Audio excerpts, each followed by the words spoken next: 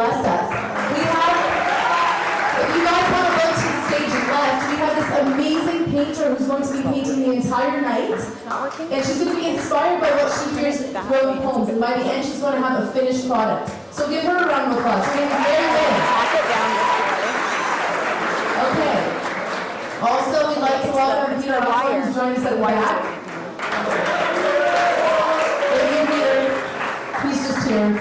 And finally, we want to welcome all the priests that are here. Thank you so much. Humorous himself is here, so give him a round of applause. And Peter John and Father Romulus. Okay, so, and CYC is also recording this. So this is going to be a universal event. We're going to start off the show with the amazing Siobhan. Yes. And Emmanuel, who are going to play a couple of songs for you guys. And trust me, these are some of the best singers in the city. And by city, I mean country. I'll let you guys see for yourselves.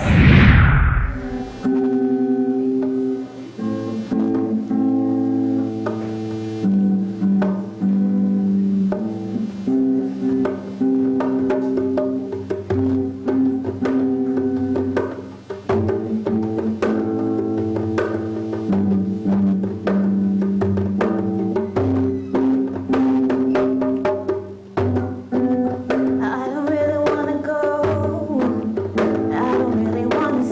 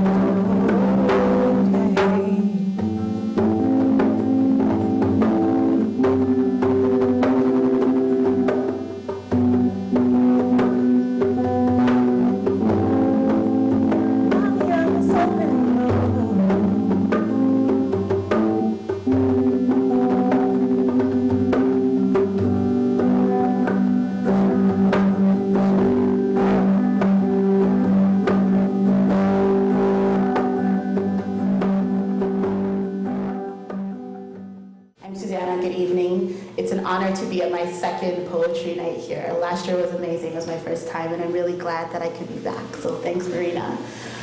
And the poem I'm going to do actually goes right with the theme of the last song you just heard about when they said one foot in front of the other. So this is called Steps. Max said, "Be at peace with God, whatever you conceive him to be." And as each word spilled onto my eardrum, the pace of my step quickened in anticipation of developing my God conception. Scouring books, digesting music, absorbing all the life I could, I ran in search of the Ancient of Days. The magnificence that my elders stood in awe of eluded me. The ball of my left foot balances me as the toes of my right move forward, only to have the toes of my left catch up as the ball of my right escapes their shadow. And with each cycle I shed friends, unrequited love, disappointment, until my soul lay bare before you, pulsing like blood through an aorta, asking you to hold me. At my wit's end, I found out why after 40 years of turning mortar into brick, Moshe could take 2 million people into the desert in complete confidence. And that is who I know. You see, I have daily conversations with someone who can part every Red Sea in my path. And if I were destitute and he so desired, then there'd be food from heaven at my door. When I pray, it is to the same God who swept up Elijah in flames and sent him back to counsel his son one evening in a garden. And like Elisha, standing alone as he doused me with a double portion, it is my life's work to do an exceptional job with each and every blessing that is thrown my way. You see, unlike the faithless, life's curveballs don't take me out because I have the only umpire that really matters acting on my behalf. And like Yehoshua and Yisrael, I remain steadfast in the face of every Jericho city that erects itself in my path. And whether it be 6 seconds, 6 minutes, 6 hours, 6 days, 6 weeks, 6 months, 6 years, 6 decades, 6 centuries, 6 millennia, 6 lifetimes, I will march. Because when he tells me the 7th day has dawned, my cry will loosen the foundations of anything that stands in my way. You see, my faith, although tattered and wavering, is not in anything temporal. When words and reason escape me, my inner Ruth stands up and says, "Wherever you go, I will go." And like the grip she had on Naomi's cloak, I am fixated with the knowledge that there's nothing outside of God's scope. And when dreams that I gave birth to lie hesitant on the altar and I'm waving my dagger above them like Avraham above Yitzchak, I wait for the sound of deliverance by substitute, keeping my eyes open for the sacrifice trapped in the thicket. And through faith, the ball of my left foot balances me as the toes of my right move forward, only to have the toes of my left catch up as the ball of my right escapes their shadow. Like Shamuel, when I hear his call, I will answer, and my legacy will be that I obeyed. And when life's greatness tempts me to think that I'm praiseworthy, I will do like Hannah and give him back all that he has given me. I say to life, bring on the disappointment, the failure, the rejection, and go ahead. Throw pain and sorrow in my path, because you see the divine oxygen in my veins causes me to buoy above any waters of despair, and drowning is not an option. Like David, I've had my share of lions and bears, and I'm more than ready to get in the ring with Goliath because defeat is not in my destiny. And so no day can go where I don't bury my head in reverence, because after my whispers of thanks and supplication, I stand in confidence, knowing that he has endowed me with the wisdom of Shlomo, so that when I speak, generations will hear his truth. I walk in the spirit of Yeshayahu, knowing that he is my only salvation. And like Hadassah, even in the face of genocide, I will stand before kings, secure in knowing that the one who spoke me into being is the one who has my hand. You see, it's hard to fear death when the life giver holds you in his arms. When Babylon wants to call me Shadrach, I will respond that God is gracious and my name is Hananiah. With those ill intentions label me Meshach, I will extol that no one is like my God who calls me Mishael. If the enemy wants my service and says I am Abednego, I'll hold my head up because God keeps me and his name is Azariah. Throw me in the fire, turn up the heat, because he lives within me and you can't singe my spirit and you won't burn my soul. And even when I run from the light and life swallows me whole, my heart beats to the melody of his forgiveness. When I chase, spits me out and washes me up on the shores of his redemptive love, I stand in clairvoyance, knowing that through faith and only through faith, the ball of my left foot balances me as the toes of my right foot move forward, only to have the toes of my left catch up as the ball of my right escapes their shadow.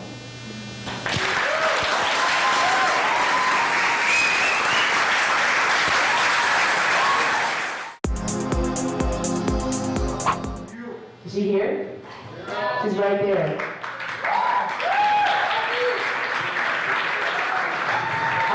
I was lucky enough to be around when Barbara first started writing poetry. She'd send me her stuff and I'd be like, this is amazing. And I can't wait until one day you perform. So tonight, my poem's it's talking to people who felt like they've just gone away from God, and I just want to remind you guys that it's never too late to come back. I hold my breath as I take a plunge into this deep blue sea called life, and just hope everything goes right, but tonight I rest my fight because life has become a collection of jigsaw pieces that I just couldn't put together. Nobody knows the trials I've faced or faced the trials I've known. I've been blackened by Satan's whip, and his tight grip made me drip drops of sin, and before I knew it, I was drowning in an ocean of transgression. Although down below it's too hot to smile, my dark master manages to flash a grin at my every denial of my true king. Wounds on my back from every lash of that leather whip, and like the Fugees, he was killing me softly, and my lips, when they utter to him, start to stutter because I'm crying in the dark and simply don't know where to start in this plea to be released from these iron fetters. My knees become weak when I seek to call his name, you see. My sins have dressed me in a garment of shame, bending over back like a tree in strong winds. Cheating on my true love, I cannot bear to continue this affair with the devil, because let me put it this way. If my heart were an external body part, he would have took it and tore it apart, because really Shakespeare said it best. To thine own self be true, because you can trust yourself best. Because too long I've been true to the devil. And when I was weak, I felt a gentle grace, so to speak, across my cheek and heard a voice speak. Daughter, I think you've forgotten me as you were rotten with the enemy. I have seen beauty in you when I created you in the womb. Man was dirt, so I held you in my hands and infused life into you with one simple breath. You see, within the deep lines of my hand, I have inscribed you. And I was rejected, my darling, so you could be accepted. But you risked an eternal life for the quick taste of a cheap lie. And you continue to sip from Satan's bitter cup in obliviousness, that your life would become total recklessness as he spoon-fed you sugar-coated sins. I gave you loaves of my word, but you were lost munching on only crumbs, and praying for my will was a whole bunch of empty words, because you were accepting only yours, see. In the dark you humans see nothing, but for me, that's when I can see your true colors. I, my daughter, am heavenly and destiny. I am Father, creator and sustainer, lover of your soul, comforter, mender, healer, helper, and composer. Your life in me is a symphony ready to be composed of highs and lows. If you let me, I will put a sweet melody in your soul that will leave you whole to endure all the days of your being. I know your heart has been broken, but if you keep your eyes fixed on me, I can fix us. In your mind, you begin to think, hey, I've got time. How long have people said, these are the last days and we still living? But you cling like lint to the very things of this earth, I said. You cling like lint to the very things of this earth, and I ask you one thing, let go.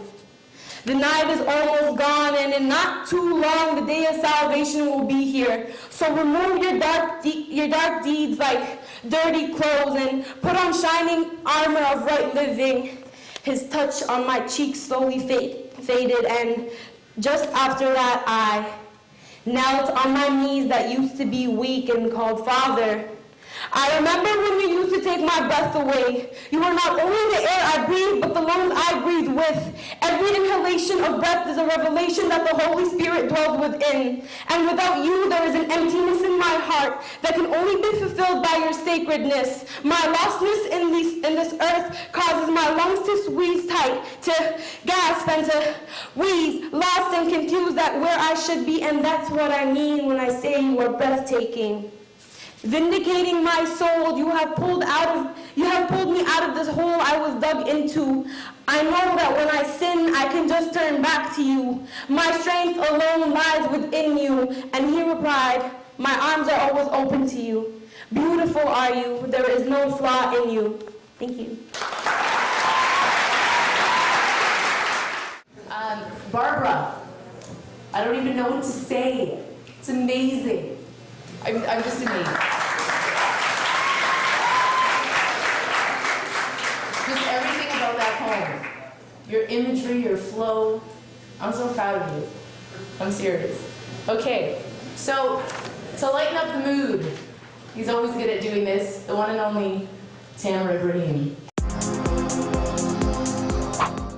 I don't exactly have a poem per se. I have something a little different. Now, it's kind of got a story to it. So, you see, this high school class just finished reading William Shakespeare's Romeo and Juliet. Everybody read Romeo and Juliet? And one of the students was kind of disappointing because at the end of the play, Romeo and Juliet died. So she wasn't too happy about that. So today, after school, she went to her teacher and she expressed her disappointment, and she told her that she wants to write a letter to Mr. William Shakespeare and kindly ask him that he change the ending of the play.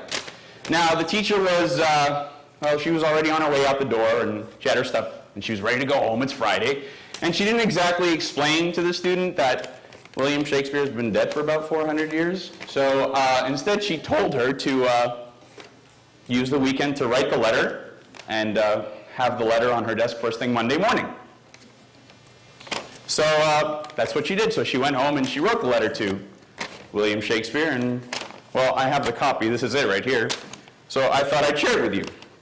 Dear William Shakespeare, what up? How are you? Fine, thanks. I want to talk to you about something of the utmost importance. Last week, our class read Romeo and Juliet. We didn't read it together, but Mrs. Sullivan told us to read it at home. I didn't read it. I watched the movie because Daddy just got us Netflix. Netflix has a lot of movies. Hashtag LOL.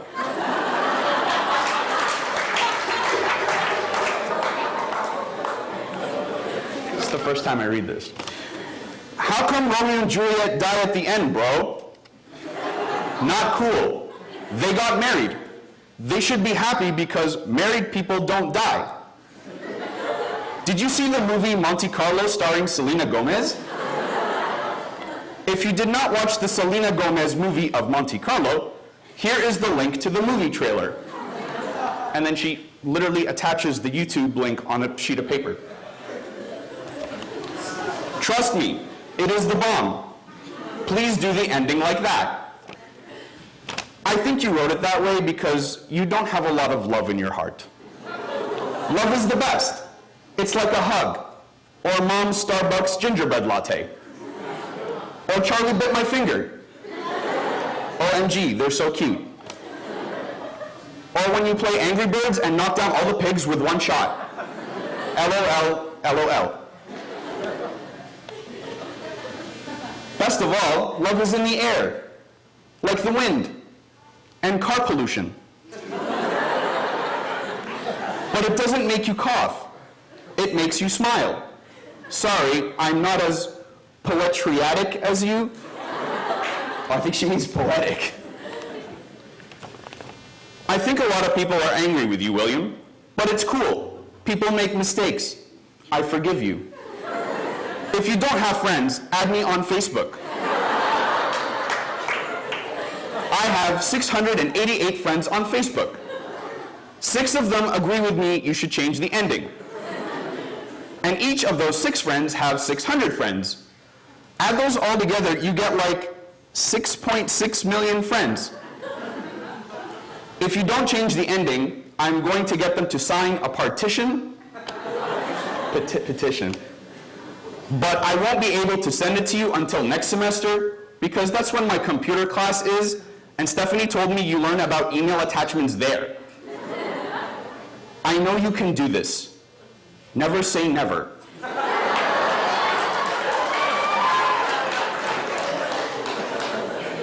Thank you for your time. Sincerely, Sally. XOXO. P.S. Please change Tybalt's name to Simon Cowell, that mean Irish guy from American Idol. Thank you.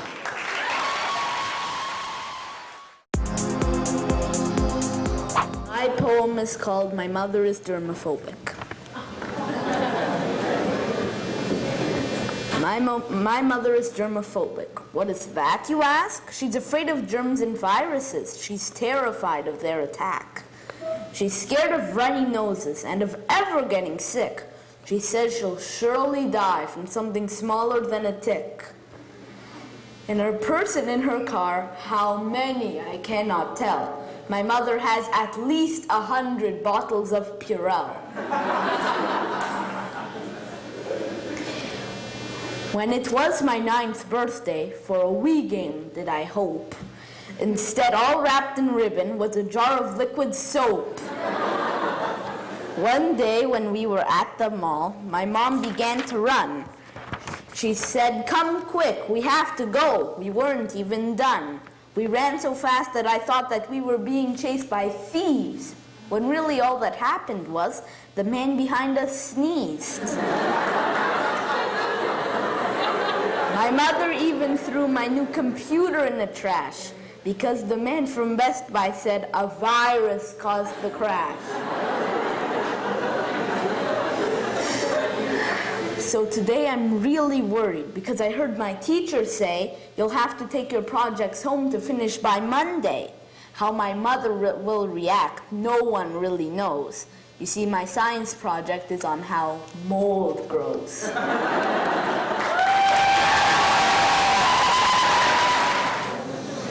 So I read this poem a while back. It's essentially about pride, about how we treat God when we fall off the path.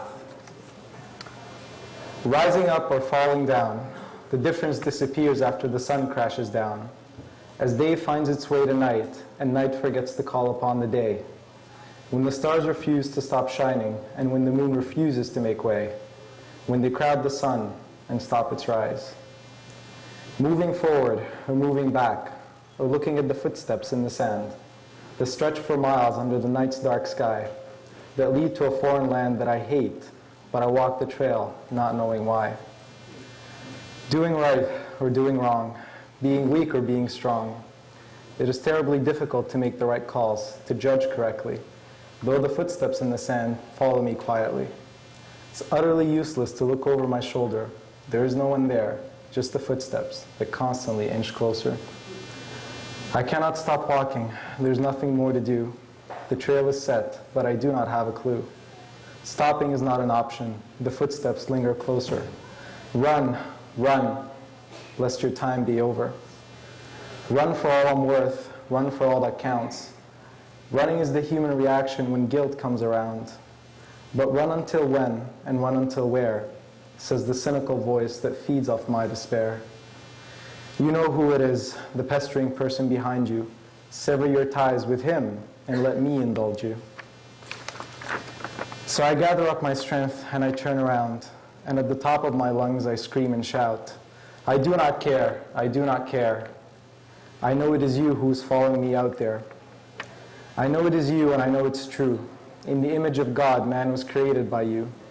But who gave you the right to say that I am wrong? And how dare you convict me of the debauchery that I've lived in for so long? Be perfect as your Father in heaven is perfect, or so you say.